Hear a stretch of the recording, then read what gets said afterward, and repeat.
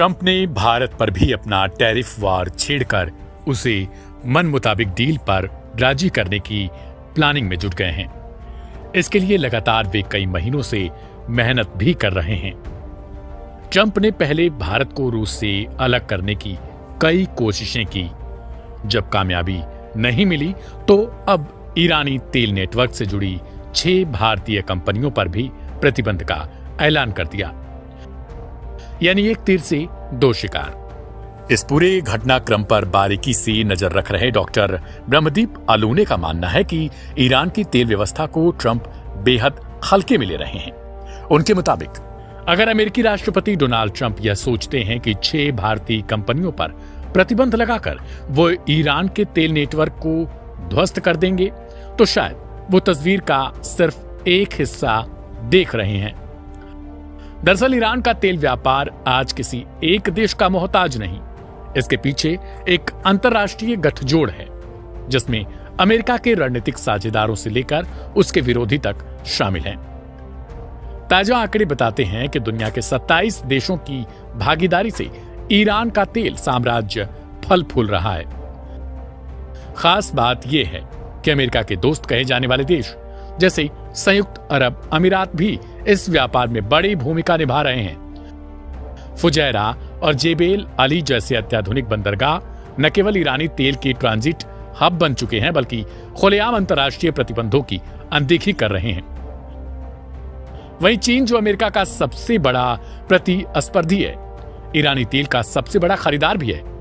जनवरी से जून 2025 तक ईरान ने औसतन रोज 16.7 लाख बैरल तेल निर्यात किया, जिसमें से 92% हिस्सा चीन और 6% यूएई को गया। Aim right, achieve big. At KR Mangalam University, we provide you the platform to turn your dreams into reality. At KR Mangalam University.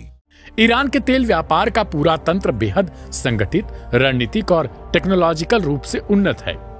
चीन के झोशान, किंगदाओ और चांगझोउ जैसे बंदरगाह इस नेटवर्क के हिस्से हैं, जो ईरानी तेल को गुप्त तरीकों से रिफाइन करते हैं और ट्रांसपोर्ट करते हैं।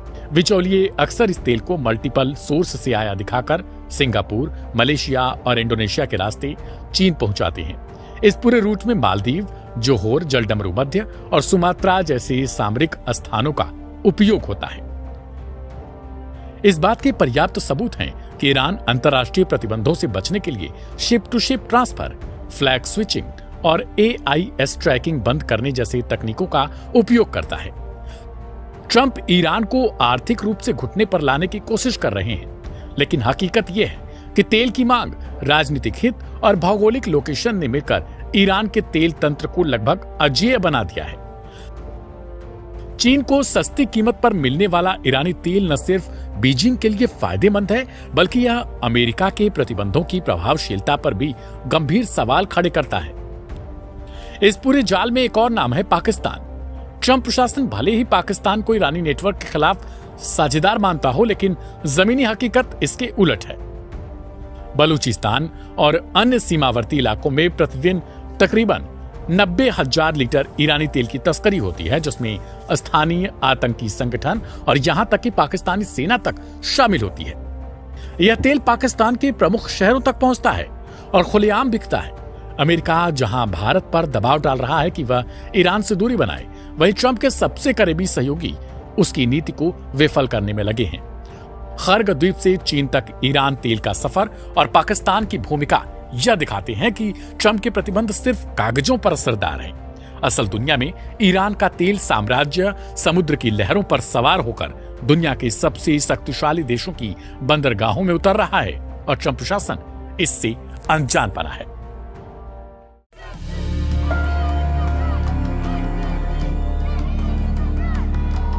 अक्टूबर 2023 में हमास ने इजराइल पर एक हमला किया था, जो हमास के लिए सबसे बड़ी गलती साबित हुआ है, क्योंकि उसके बाद इजराइल ने जो हमले शुरू किए वो अभी तक रुके नहीं हैं। हमास से बदला लेने के लिए इजराइल ने गाजा में जो बमबारी शुरू की वो इतने सालों बाद भी लगातार जारी है। इस बमबारी का खामियाजा फिलिस्तीनियों को भुगतना पड़ रहा है। अब तक इजरायली हमलों में 60,000 से ज्यादा फिलिस्तीनी मारे गए हैं, लेकिन इजरायली हमलों की वजह से गाजा खंडर में अब तब्दील हो चुका है। लोगों के घर उजड़ गए हैं। लोगों को जितनी मदद चाहिए उनको उतनी मदद पहुंच नहीं रही है। गाजा वासियों को खाना नहीं मिल रहा, जिसकी वजह से वहां भूखमरी फैल रही है और लोगों की मौतें हो रही हैं। सबसे बुरी हालत तो महिलाओं और छोटे छोटे बच्चों की हो गई है। हर 3 घंटे पर एक बच्चे की मौत हो रही है। त्राहिमाम मच रहा है, दिल किसी का पसीज नहीं रहा। 90% घर जमींदोज हो चुके हैं। टेंट में बूढ़े और बच्चे दिन गिन रहे हैं। खाने के लिए कुछ नहीं बचा, लेकिन फिर भी अकाल या भूखमरी घोषित नहीं हो सकती। Integrate food security phase classification की 3 शर्तों में एक शर्त यह है कि हर 10,000 की आबादी में 5 बच्चों की मौत रोज हो, तभी अकाल घोषित होगा। फिलिस्तीनियों की आबादी लगभग 20 लाख है। इस लिहाज से जरूरी संख्या 1000 बैठ जाती है। इजराइल ने नाकेबंदी में ढील दी, लेकिन 2 करोड़ की आबादी तक राशन पहुंचना इतना आसान नहीं है, खासकर तब जब राशन के ट्रक की तरफ बढ़ते हाथों पर गोलियां चल जाती हैं। गाजा के 90% हिस्से पर इजरायली सेना की नजर है और वो किसी भी शक का सफाया करने में यकीन रखते हैं, चाहे बच्चे मरे या फिर बूढ़े। Aim right, achieve big. At KR Mangalam University, we provide you the platform to turn your dreams into reality. At KR Mangalam University.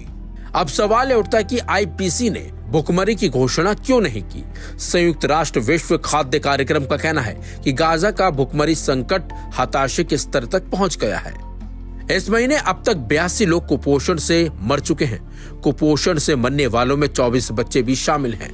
IPC ने इससे पहले 2004 में सोमालिया को भूखमरी से पीड़ित घोषित किया था।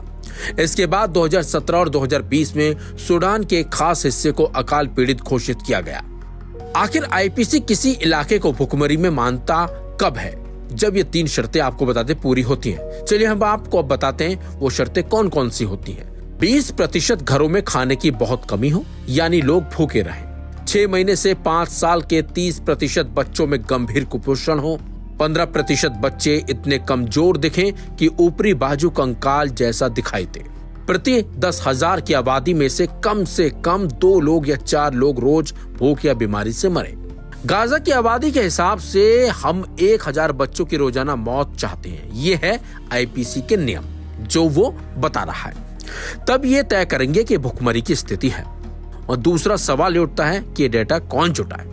हम ये तो जानते हैं कि हर दिन 80 लोग मारे जा रहे हैं, लेकिन बम से मर रहे या भूख से वे कौन तय करेगा। आपको बता दें, गाजा पट्टी का मुख्य अस्पताल इजरायली बमबारी में मैदान बन चुका है। जो अस्पताल बचे हैं वहां इलाज के लिए दवा नहीं है। गाजा की 90% आबादी विस्थापित है। विदेशों से राहत भरे टैंकर इजराइल समंदर में ही रोक रहा है, ऐसा दावा किया जा रहा है। ऐसे में हम एक मानवीय त्रासदी की तरफ बढ़ रहे हैं। लेकिन अब सवाल उठता है कि इजराइल जिस तरीके से हमले कर रहा है वो कौन रोकेगा, कौन रुकवाएगा। और गाजा में जिस तरीके से हालात बिगड़ रहे हैं